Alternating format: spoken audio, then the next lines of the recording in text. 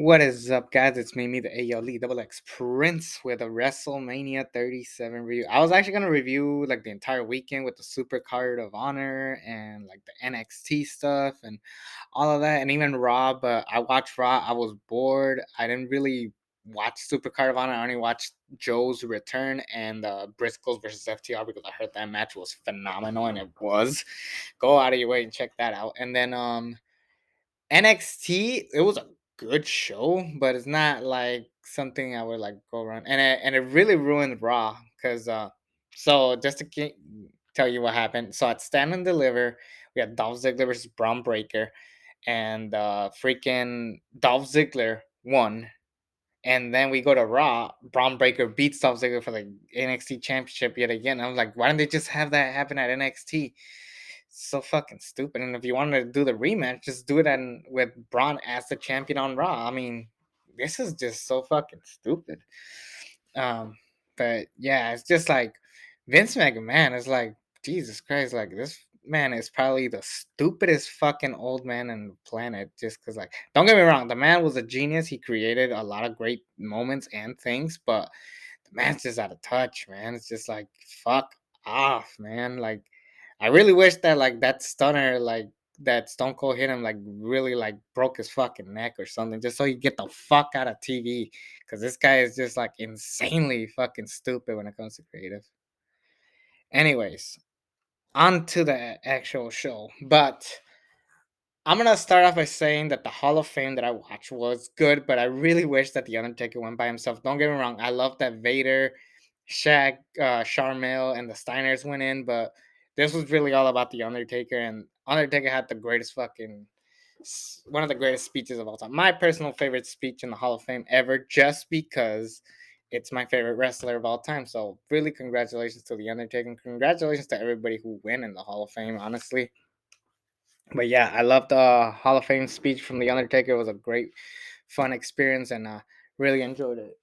Uh, on to Wrestle fucking Mania. So WrestleMania was a pretty solid show. It reminded me of WrestleMania 31. Oddly enough, the very first WrestleMania I ever reviewed on this channel. Um, but WrestleMania 31 was shittily billed, so awful. No one gave a shit, and then it was up to the wrestlers to pull a great show out of it, and they did. I thought this WrestleMania was better than last year's, the 36 one by default. Um, 35's second half was shit, but the first half was good. 34 was god awful. 33 was a pretty good one, but it wasn't as good as 31. I'd say 32 was disappointing, and then yeah, that leaves 31 and 30. 30 and 31 were the two last great WrestleManias, and then this one was probably the closest thing to it. Again, the second thing closest to it was 33, but yeah. Um anyways, let's just talk about this show. So let's just say Usos defeated Rick Boogs and Shinsuke Nakamura after Rick Boogs unfortunately got injured. And I gotta give a rant to a certain individual, OTRS Central, who literally said, oh, he still couldn't pull out a good match. I'm like, he's injured. Like, what the fuck do you expect him to do? Unfortunately, he got injured. It sucks that it happened at WrestleMania, but it's like, can you expect like a great match out of Rick Boogs after he just suffered an injury? Like, unfortunately, um the rest of the talent, the Usos and Nakamura, did the best that they could. It was still an entertaining match for what we got, but speedy wish Rick Boogs a speedy recovery, and congratulations to the Usos for yet again being your SmackDown Tag Team Champions. Drew McIntyre defeated Happy Corbin in a match that I freaking forgot about. The only thing I remembered was the end of days. Drew McIntyre kicking out of the end of days, the first person to ever do that. And Drew McIntyre cutting the ropes after almost hitting Madcap Moss. Finally, the sword comes into play, but I don't like the sword. It just becomes so fucking corny and cheesy. Like I wish that Happy Corbin got rid of the sword and once and for good. Or like, imagine if Happy Corbin walked in a WrestleMania with the sword, Drew wins. uses the sword one last time and retires that sword because fuck, I hate that sword. And I hope that Drew McIntyre finally gets back into the world title picture. Listen, I don't think that Drew McIntyre is like the greatest world champion. I don't think anybody agrees with that. But when you have been at the top all of 2020 and even to an extent of 2021 and you did the best you could, the least you could do is finally get up there as the champion. It's just like I hate when champions, like world champions, go right back down the card, and that's what I feel like they're doing with Drew McIntyre. They just won't tell you because I feel like Drew McIntyre is he looks the part. He looks like a world champion. He feels like a world champion, and if you give him the world title, he can go the distance. And I think that's gonna be the direction that they're gonna go.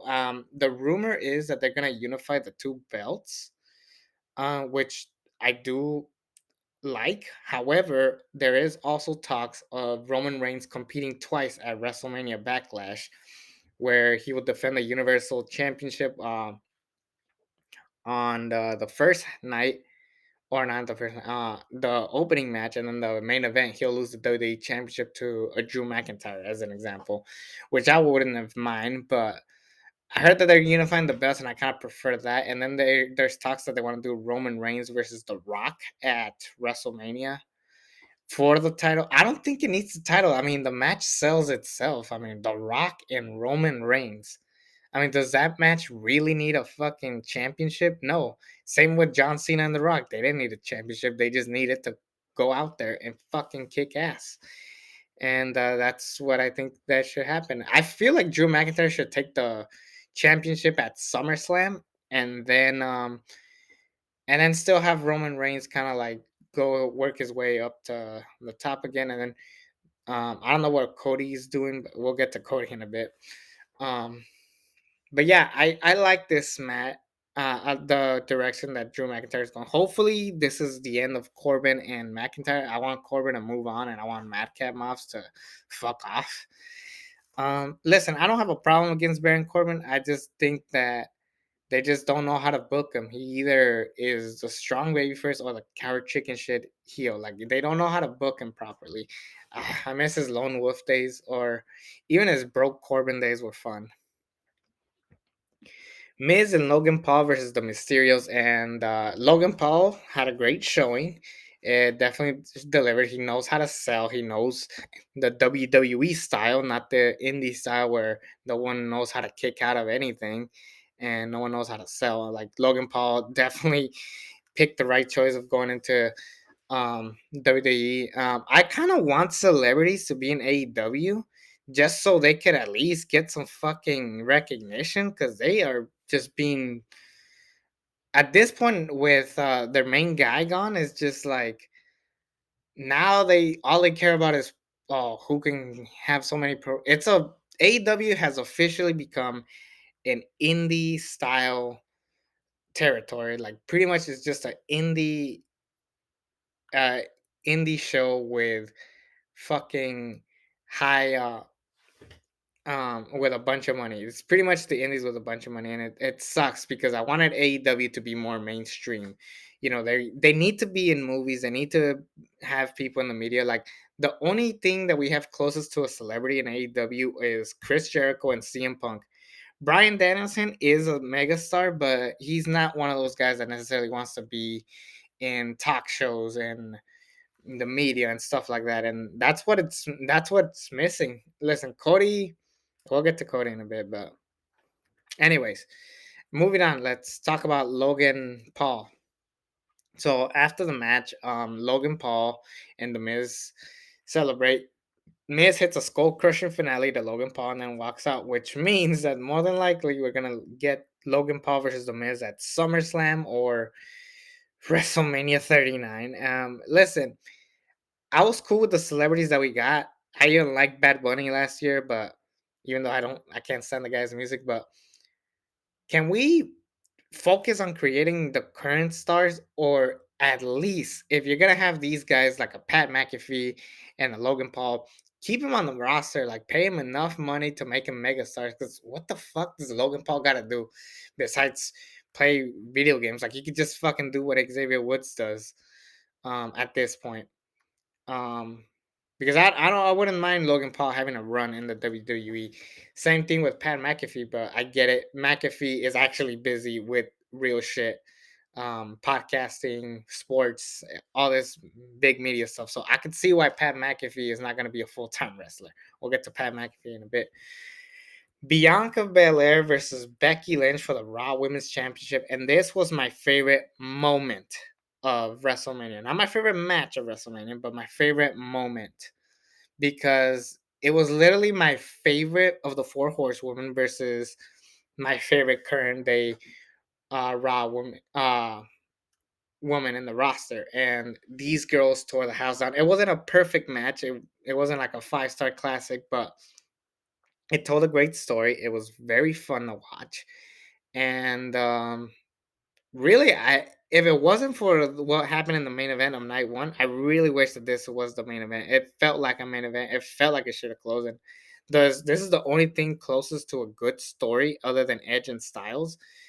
But yeah, Belair and Becky Lynch, they had a great match. I loved it to death, and it really almost was my match of the night until we got to Cody Rhodes and Seth Rollins. So Seth freaking Rollins comes out waiting for his opponent. He's coming out there looking like Ric Flair for some reason. He throws his coat, tosses it. The fucking fireworks go out. Now, I want you guys to know this. I went to a bar to watch WrestleMania both nights. So I just came back last night. I had a good time. Anyways, Cody Rhodes versus Seth Rollins. So the lights go out. I see Seth Rollins. I don't see like any thing that says Cody Rhodes is there. I don't see the logos. I don't see the. I can't hear the music because it's a bar. It's loud as shit. All of a sudden, I just see like smoke come out, and then I see Cody come. I'm like, holy shit, he is really here, and I was so excited. And we all expected a squash match. We all expected Cody and Seth to go like 5 minutes, 10 minutes. They went 25 minutes and they killed it. The only problem I had with this match is that we didn't have a title for it because just the way we got to this point, because like it feels weird to have Vince McMahon handpick uh Cody Rhodes to be Seth Rollins' mystery opponent. It just feels it doesn't feel right. Here's what I would have done. I would have had Damian Priest lose the US title to Seth Rollins because he was directionless up to this point. Seth Rollins is the US champion, and then he says that he is going to challenge someone who he has never fought with at WrestleMania. So anybody who has never fought me will get a shot at this United States championship. And then, the same tease like, oh, it's gonna be Cody, it's gonna be Cody, and then it's Cody. Cody Rhodes wins the US belt, the American Nightmare as the US champion. Sounds pretty cool to me. But outside of that, this was a fucking amazing match. This was a well put together match. We were hyped at the bar. Everybody stopped. A lot of people were really paying attention to this, and the bartenders were having a good time. And I love the finale. They did the bionic elbow um after doing like a three amigos style of crossroads, and it was just a well put together match, and I loved it. And these two tore the fucking house down. So good job to both of you. Next, the worst match of the show, unfortunately. Um, Charlotte Flair versus Ronda Rousey for the SmackDown Women's Championship. Now, this match should have been a squash match. It really should have been a squash match. Imagine if this was a squash match and Ronda Rousey won. Nobody would have been complaining. If this was a squash match and Rick Boogs didn't get injured, night one would have probably been the greatest WrestleMania of all time alone. Like one of the greatest because here's the thing, not every match has to be a show stealer. Like Cody and Seth, yes, that should have been the show stealer. But not everything needs to be the damn show stealer. Some matches just need to be 3 minutes, 2 minutes at best. Because imagine if Charlotte Flair is always getting the upper hand on Ronda. Ronda finally gets to WrestleMania and she just beats the shit out of Charlotte, puts the lock on her right away, taps out, bounce. And that would have been a perfect moment for everybody. but the story was shit. The both girls were not feeling it. You could tell they were botches up the fucking wazoo, and the finale was so stupid. So I forgot the name of the referee, but the referee played small Ric Flair in WCW, so it makes sense why he would be the one giving Charlotte the victory. But there's a point where Charlotte spears the ref by mistake. Ronda puts the lock on her, the arm lock. Charlotte taps. I'm like, oh no, oh this is not good. Ronda's gonna pick up the ref. Charlotte's gonna take advantage, and Charlotte retains. And this is fucking bullshit. You brought Ronda Rousey to lose to Charlotte. Now, if she came in and fought Becky Lynch, and you had Ronda win, and then they do a rematch at SummerSlams down the road or something like that, that would make sense. But to bring Ronda Rousey at WrestleMania and have her lose, and I'm being honest, if she fought Becky Lynch, I would have wanted Ronda Rousey to win against Becky Lynch, because why would you bring her back just for that?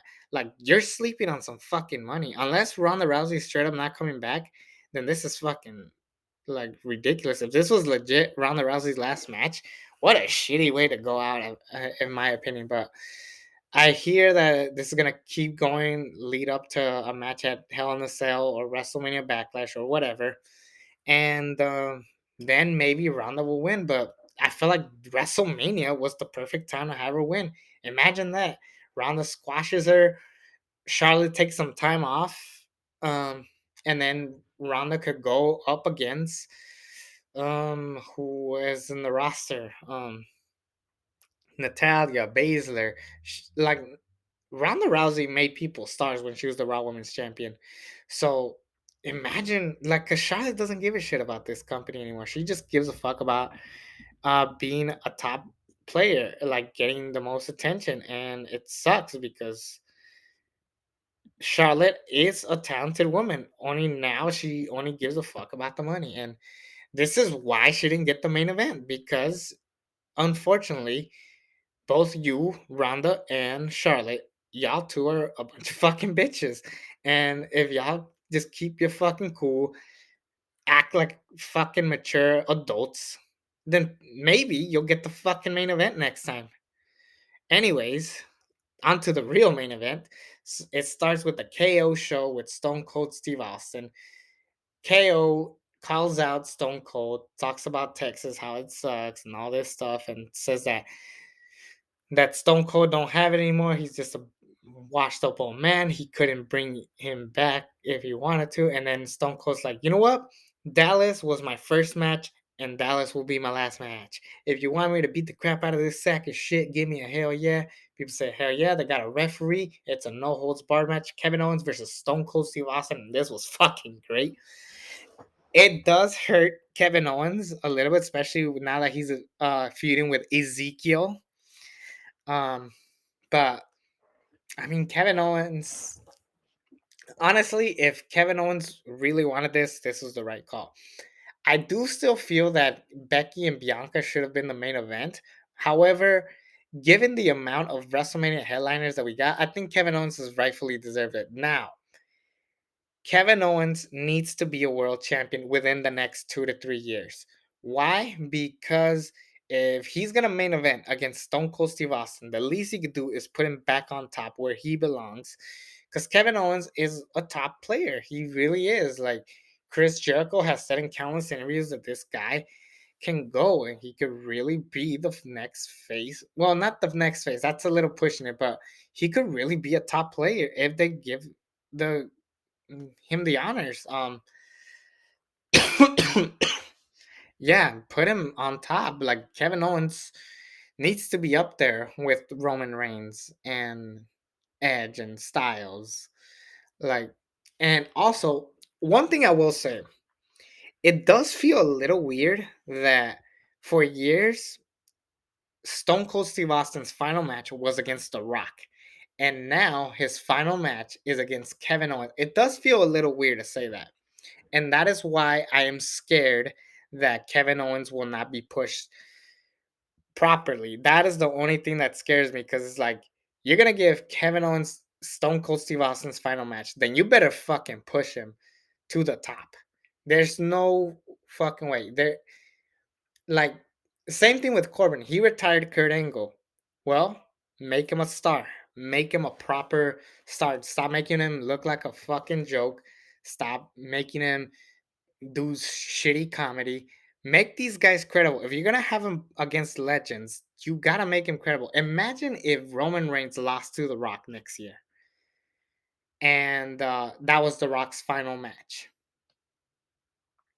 Do you really want to see Roman Reigns fight later in the tag team division, or make jokes about um feuding with the New Day, making comedy skits? Like, no, do not fucking do that. And I don't think it's right that Kevin Owens is gonna. I don't think it's. Don't get me wrong, the match was fucking great, but I don't want Kevin Owens to go back down the card. That's the only thing I ask. Do not job him out to everybody. He's gonna lose to Stone Cold, fine, but start making him more serious. Start making him more credible. Like, imagine if Kevin Owens, like, in the middle of a match, just beats the crap out of everybody in the ring. Like, hell, instead of Miz and Dominic being attacked by Veer, imagine if Kevin Owens went after the Mysterios. Imagine how much better that would have been. And then he would have been like, "No, you're not gonna cut me off of this show. I deserve attention." And then that literally builds up to him being a world champion down the road. Like, imagine that. Hell, let's say Drew McIntyre does beat Roman Reigns at SummerSlam, and then we build up Kevin Owens versus Drew McIntyre for WrestleMania 39. Now that sounds fucking cool. Now, I know that there's talks that Cody Rhodes will be the world champion. He might be the guy to dethrone Roman Reigns. But here's my thing. I want to see Cody Rhodes in the US title picture. I want to see Cody Rhodes in the IC title picture. I want to see Cody Rhodes get all the belts before he officially goes after the world championship. I think Cody Rhodes needs to rebuild himself up and show the world that he is a great talent. And you start by making him a mid carder. Don't immediately push him to the world title picture because that's what failed with The Miz. That's what failed with Shinsuke Nakamura. And that's what's going to fail with Cody Rhodes and even Gable Steveson if you don't book these guys properly. Not everybody could be Brock Lesnar. Not everybody could be at the top from the get go. It's just how it is. Night two. RK Bro defeated the Alpha Academy and the Street Profits for the Raw Tag Team Championships, and I thought that this match was a lot of fun. It was a great way to open the show. Side note, I can't believe I forgot this. Triple H retired. He just puts the boots, says "Welcome to WrestleMania," and then we move on. I feel bad for Triple H. I really wish that the guy had a proper way to close off, but I feel like him losing to Randy Orton in that one match against where Alexa Bliss interferes, I felt that was the best way for him to go out, honestly. And yeah, yeah, it's unfortunate that Triple H didn't get to retire the way he wanted to, but hey, he gave a lot for this company. He brought us NXT when it was good. He made things happen. Like, he was one of the top players of the WWE, so I can't really hate on, like, I mean, there's no reason to hate. There's nothing you can fucking do about it. But yes, thank you Triple H for being one of the greats. Thank you for bringing us joy for all those years, and thank you for playing the game. Again, okay, so after the match with RK Bro, the Street Profits celebrate. Gable Steveson comes to get a drink with them, and then Chad Gable calls out Gable Steveson. Gable Steveson gives him a suplex, and then they all celebrate. Fine. I like Gable Steveson. I saw what he could do in the Olympics, so this guy is fucking great. He could still be blue in the WWE ring. You know, it took Kurt Angle a while to get over, so just keep that in mind. Bobby Lashley defeated Omos. I hated this. I didn't hate the match. It was a fine match. It just needed to. It was a fine squash match. It did its job correctly. It was fine for what it was, but I just hated the aftermath where MVP is officially helping out Almost and Bobby Lashley is directionless.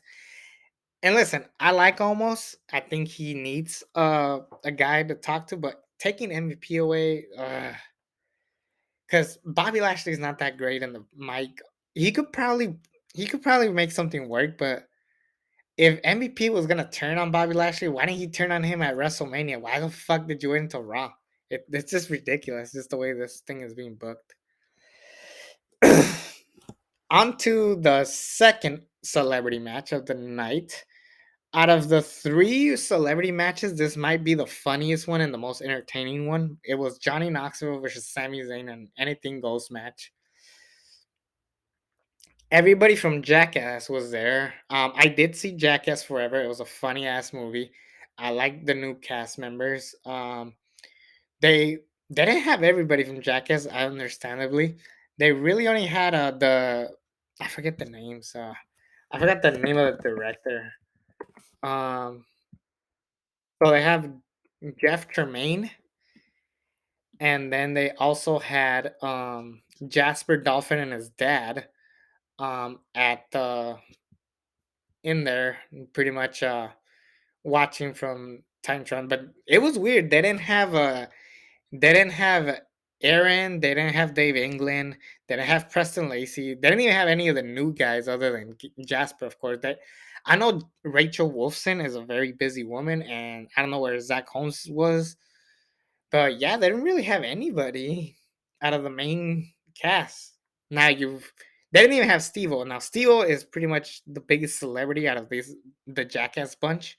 So I could see why he's probably doing a comedy show. He was doing a podcast. He was busy. He was doing some shit. So I could see why he wasn't there. But you probably say, why didn't you mention Chris Pontius and Weeman? Because they played a big part in the match.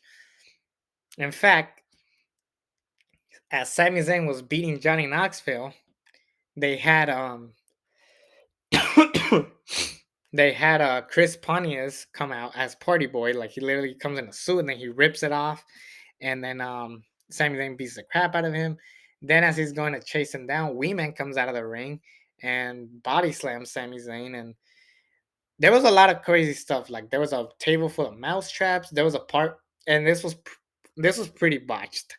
But Johnny Knoxville, Sami Zayn's about to like jump on top of Johnny Knoxville from the top rope. Johnny Knoxville hits a button and then it turns on the pyro, but Sami Zayn took forever to fucking sell it. So it was poorly done. There was a lot of botches, but what can you expect from Johnny Knoxville? The guy's 51, 50 exactly. But yeah, um anyways, the match ends with the whole Jackass crews that was there pulling out a fat ass mousetrap, taking forever for the mousetrap to work. But they finally got it. It's on top of Sami Zayn. One, two, three. Johnny Knoxville beats Sami Zayn. Now, you're probably saying, oh, they're burying Sami Zayn. Listen, he had to take on like 12, like 8 guys. So if it was just Johnny versus Sami Zayn, like without the Jackass crew, then yeah, I would have said, yeah, they buried him. But no, he had to fight a bunch of dudes, and it was funny. And I'm pretty sure Sami Zayn was like, yeah, if I'm gonna go over, let's just go all out. Or if I'm gonna lose, let's just make this shit crazy. Now, here's the funny thing about WrestleMania. For some reason, for the last 3 years, ever since Edge returned, his matches have been the most exciting ones, the ones that people want to watch the most.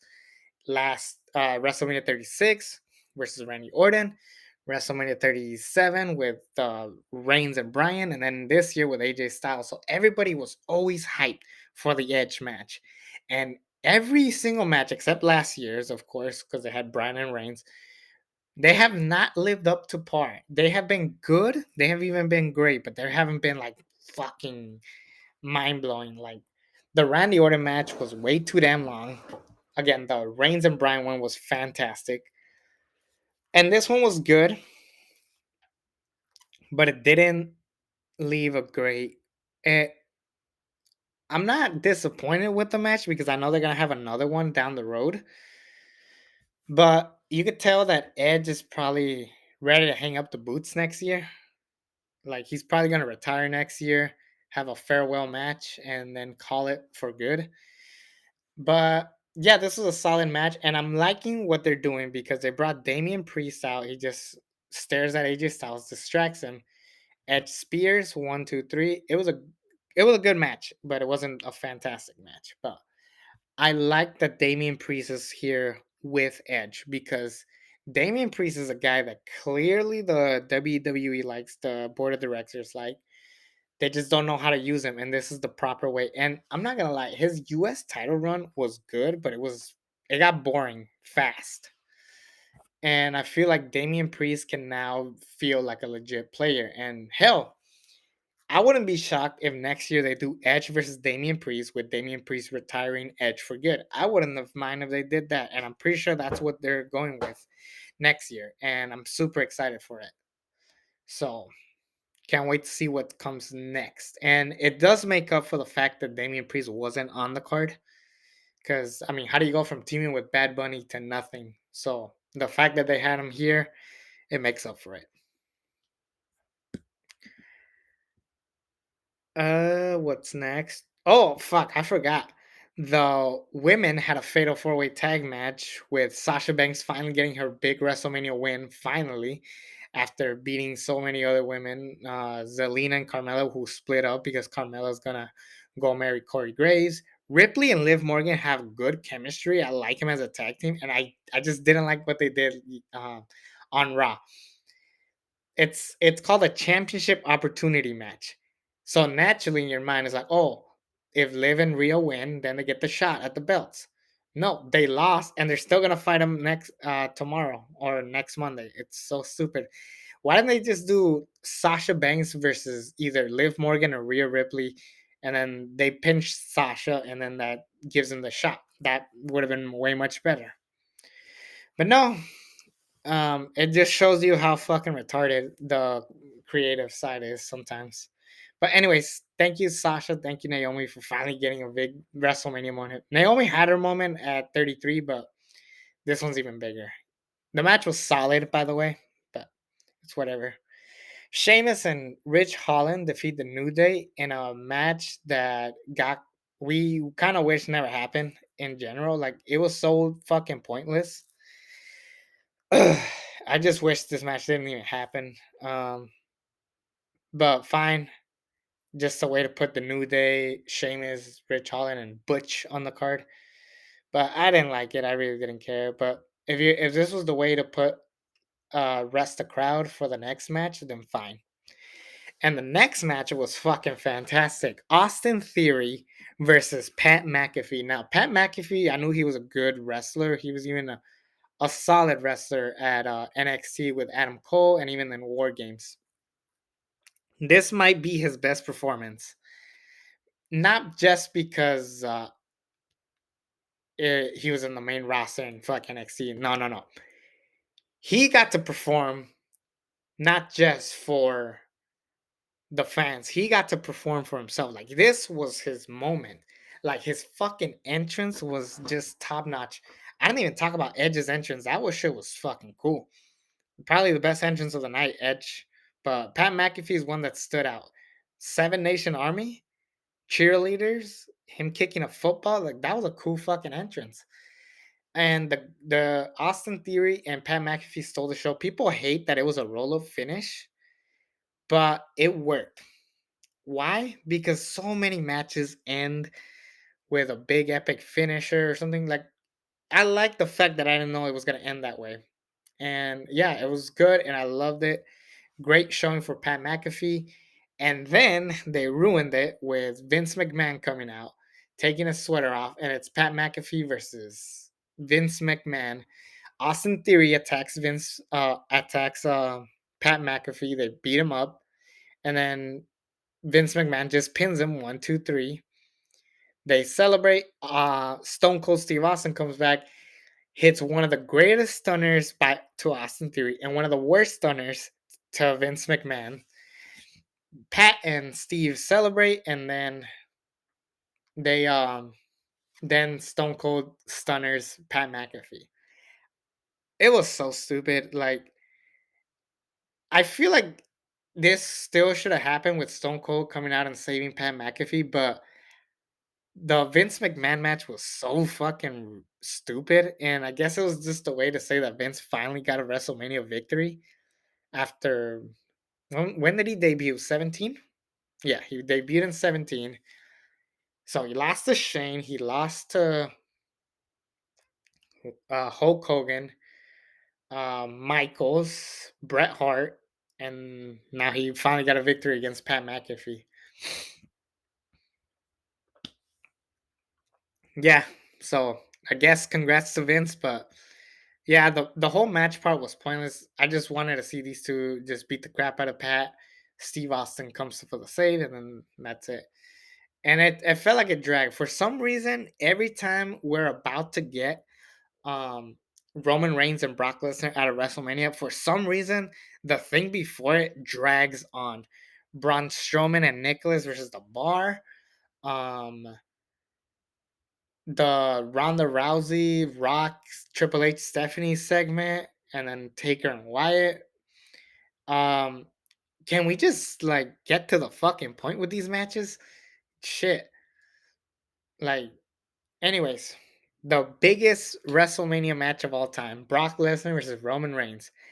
And honestly, I was hyped for the match and it was going good. And then it just ended out of nowhere.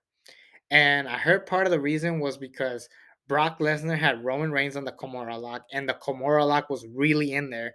And I think Brock accidentally really twisted it, and it hurt Roman Reigns. So they had to kind of wrap it up before the injury got more serious. But I know that deep down, this match was supposed to go a little bit longer, especially because there was still 15 minutes left. So I'm like, okay, fine. Roman Reigns won.